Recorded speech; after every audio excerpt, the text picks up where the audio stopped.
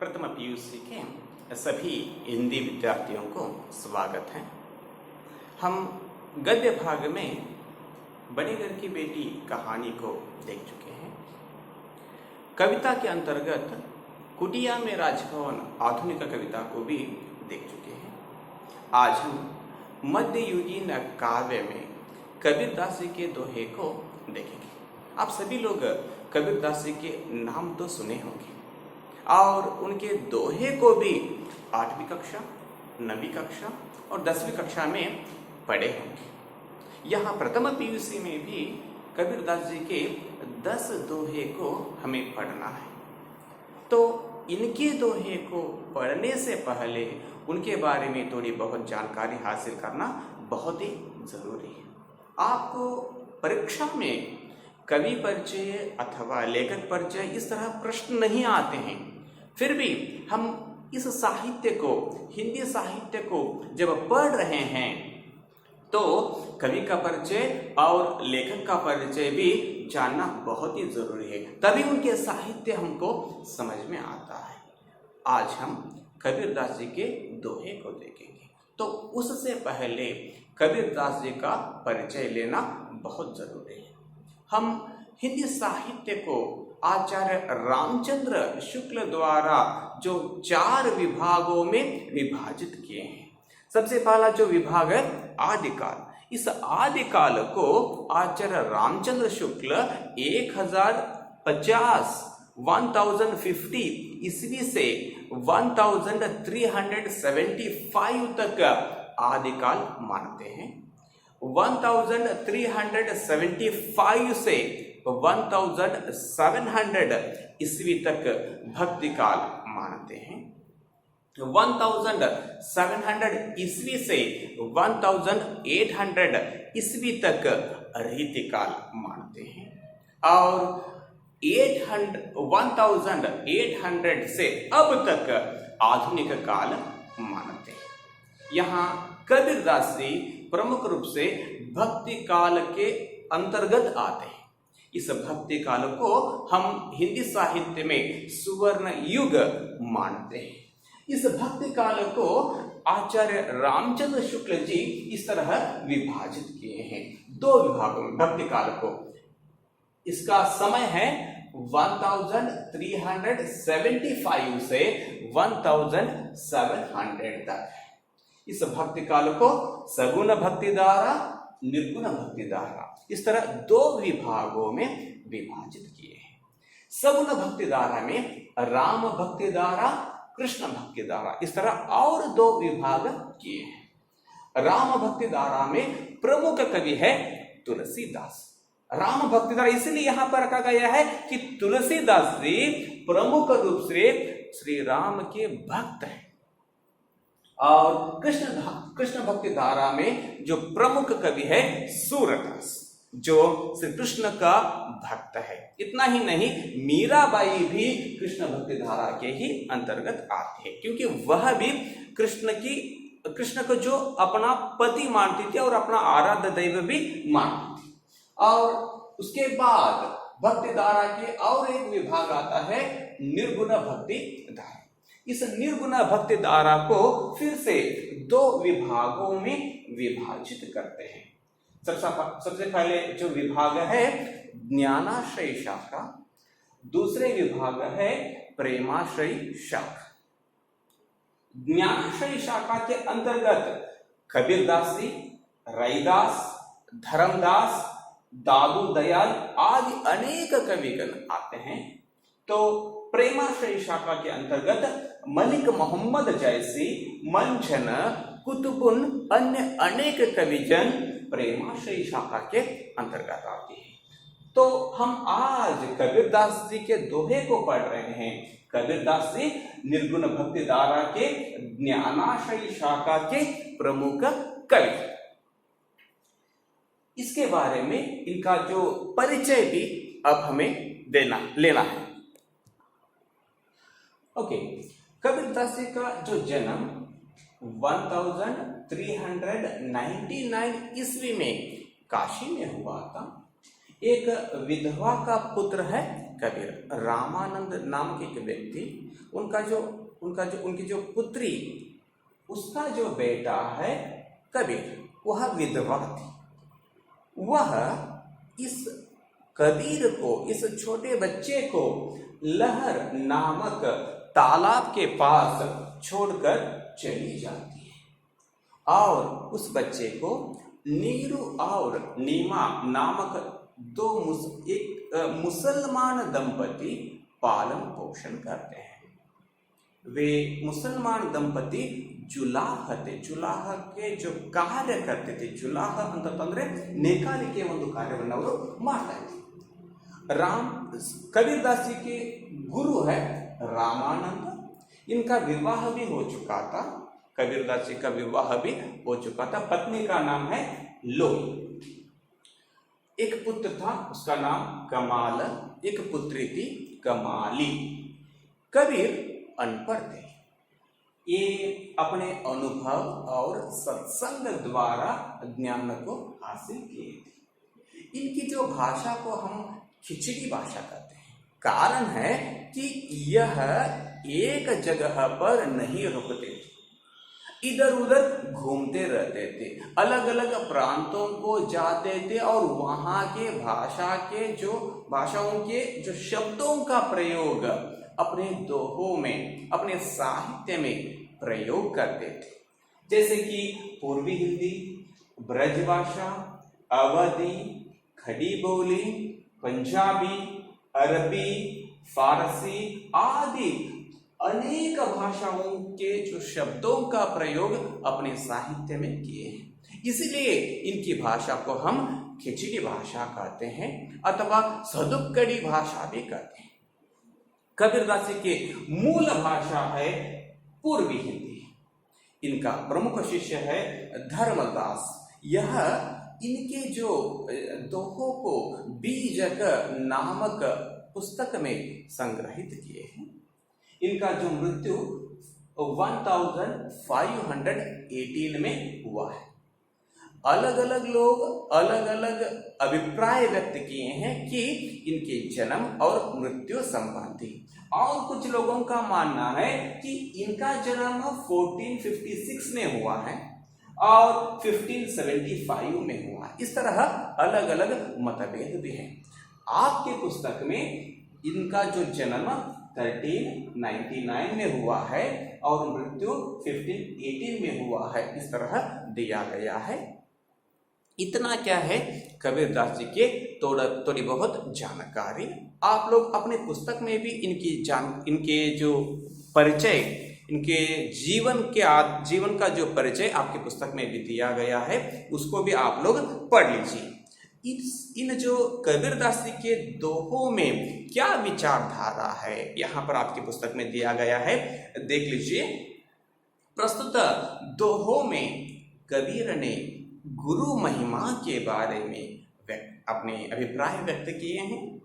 शरीर की नश्वरता के बारे में अपना अभिप्राय व्यक्त किए हैं। नश्वरता यानी कि नाश होने वाला, नश्वर नाश। परमात्मा की सर्वव्यापकता यानी कि परमात्मा भगवान एक जगह पर नहीं, पूरी दुनिया में है, इस तरह वे मानते हैं। भक्ति भावना के बारे में और नीति परक अनेक उपदेशों को अपने इन दोहों में अपने विचारधारा व्यक्त किए हैं। ओके, अब हम कबीरदास जी के पहले दोहे को देखेंगे। सबसे पहले मैं इस दोहे को पढ़ता हूँ। सभी लोग ध्यान से अपने पुस्तक देखिए और ध्यान से सुनिए। सदगुरु के परताप तैं मिट गया सब दुख दर्द, कह कबीर दुविधा मिटी, गुरु मिलिया रामानंद। देख लीजिए कितनी सुंदर जो दोहे यहाँ पर दिया गया है। इस जो दोहे में कबीरदास जी गुरु की महिमा के बारे में बताए हैं। सदगुरु के परताप तैं, सदगुरु यानी कि अच्छा गुरु, श्रेष्ठ गुरु, यह अर्थ होता है। इस गुरु के परताप तय, परताप इसका अर्थ है तेज से, प्रभुत्व से, उनकी जो ज्ञान से, तय उनसे इस अर्थ में होता है मिट गया सब दुख दर्द।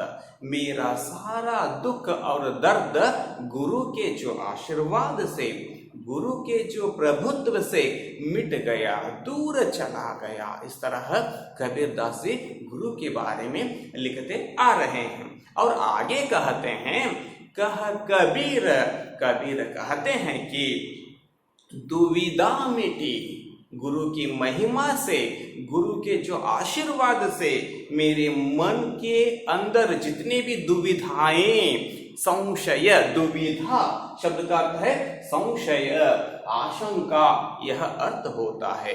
सारा जितने भी संशय के जो विचारधाराएं थे वो सब दूर चले गए। गुरु मिलिया रामानंद, रामानंद जैसे गुरु मुझे मिलने के वजह से मेरे मन के सारे संशय क्या हो गए, दूर हो गए।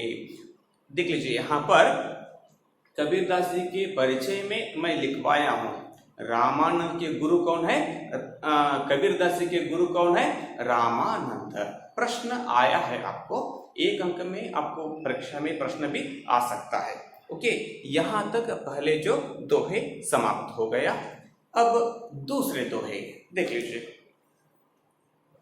गुरु गोविंद दो खड़े, काके लागू पाय, बलिहारी गुरु आपने, जिन गोविंद दियो बताया। देख लीजिए यहाँ पर इस दोहे में भी गुरु के महिमा के बारे में ही दिए गए हैं। गुरु का जो स्थान वो क्या है उसके बारे में अपने अभिप्राय व्यक्त किए हैं। गुरु गोविंद, गुरु यानी कि अपने शिक्षक। गोविंद शब्द का अर्थ होता है भगवान ईश्वर। गुरु और गोविंद दोनों मेरे सामने क्या किए हैं, खड़े हैं। गुरु भी खड़े हैं, गोविंद भी खड़े हैं। काके लागू पाया, कवि यहाँ पर कबीरदास जी सोच रहे हैं सबसे पहले मैं किनके चरणों को नमस्कार करूं। काके लागू पाए, पायर पैर, सबसे पहले मैं किनके पैरों पर नमस्कार करूं, इस तरह सोच रहे हैं। और अंत में वह निश्चय करते हैं कि बलिहारी गुरु आपने, जिन गोविंद दियो बताय। गोविंद तक यानी कि भगवान तक पहुंचने का जो रास्ता आपने ही मुझे दिखाए हैं, इसीलिए मैं भगवान से पहले आपको अपना सिर झुकाता हूं, आपके पैर पर अपने आप को समर्पित करता हूं। इस तरह अपने विचारधारा व्यक्त करते हैं। इस दोहे में भी क्या है, गुरु के महिमा के बारे में ही अपने विचार व्यक्त किए हैं। यह दूसरे दोहे। अब तीसरे दोहे देख लीजिए। माटी कहे कुम्हार से, माटी कहे कुम्हार से, तू क्या रौंदे मोय, एक दिन ऐसो होयगो मैं रौंदूंगी तोय। देख लीजिए कितना सुंदर जो दोहे यहाँ पर दिया गया है। देख लीजिए, माटी कहे, माटी शब्द का अर्थ है मिट्टी। वह कहता है, किनको कहता है, कुम्हार को कहता है, कुम्हार से कहता है। कुम्हार, कुम्हार, कुम्हार कौन है, मिट्टी से घड़े बनाते हैं, उनको कहता है। क्या कहता है, देखिए, तू क्या रौंदे मोय, रौंदे, रौंदना, कुचलना। कुम्हार क्या करता है, घड़े बनाने के लिए मिट्टी को अपने पैरों से कुचलता है। तो वह मिट्टी कहता है, तुम क्या रौंदोगे मुझे। देख लीजिए, तू क्या रौंदे मोय, मोय मुझे, एक दिन ऐसो होयगो, बाद में एक दिन ऐसा हो जाता है कि मैं रौंदूंगी तो यह, मैं तुम्हें रौंदती हूं, रौंदना यानी कि कुचलना, तो यह तुझे। अर्थात यहां पर आदमी को एक न एक दिन मिट्टी में जाना ही पड़ता है, उसका मौत हो ही जाता है। हम लोग फिर धरती के अंदर चले जाते ही हैं। एक तो हमें जलाया जाता है, नहीं तो दफनाया जाता है। वह मिट्टी कहता है तुम क्या रौंदते हो मुझे, एक दिन ऐसा समय आ जाता है कि मैं तुझे रौंदती हूं। इसका अर्थ यह है कि अमीर लोग गरीब लोगों को कुचलना नहीं चाहिए, दबाना नहीं चाहिए, धोखा न करनी चाहिए। जितना हो सके उतना अमीर लोग गरीब लोगों की मदद करनी चाहिए, अपने अहंकार न दिखाना चाहिए। व्यक्ति अपने अहंकार को हर एक व्यक्ति के सामने दिखाने की कोई जरूरत नहीं। हमें एक न एक दिन क्या करना पड़ता है, मर जाना ही पड़ता है। यह जो अर्थ इस दोहे में छिपा हुआ है। ओके, यहां तक तीसरे जो दोहे समाप्त हो गए। अब चौथे दोहे देख लीजिए। निंदक नियरे राखिए, निंदक नियरे राखिए, आंगन कुटी छबाय, बिन पानी साबुन बिना, निर्मल करे सुभाय। कितना सुंदर दोहा यहाँ पर दिया गया है। निंदक, इसका अर्थ है निंदा करने वाले, बुराई चाहने वाले। उस तरह के लोगों को हमें क्या करना होगा, नियरे राखिए, पास में ही रखना होगा। आगे बताते हैं, आंगन कुटी छबाए, अपने घर के आंगन में ही एक कुटिया बनाकर उन लोगों को रखना होगा। किन लोगों को, निंदा करने वाले लोगों को। इसका अर्थ है उनसे हमें दूर न भागना चाहिए, वे हमारे पास ही रहते हैं, उनको पास ही रखने के बाद यहां पर व्यक्त करते हैं। वे लोग क्या करते हैं उसके बारे में बताते हैं। वे बिन पानी, पानी के बिना, साबुन बिना, देख लीजिए यहां पर, पानी के बिना, साबुन के बिना, निर्मल करे सुभाय। वे क्या करते हैं, पानी के बिना, साबुन के बिना हमारे बुरे स्वभाव को स्वच्छ करते हैं। देख लीजिए यहाँ पर, सुभाय, स्वभाव, हमारे जो गलतियों को, हमारे जो बुरे स्वभावों को वे क्या करते हैं, निर्मल करते हैं, स्वच्छ करते हैं।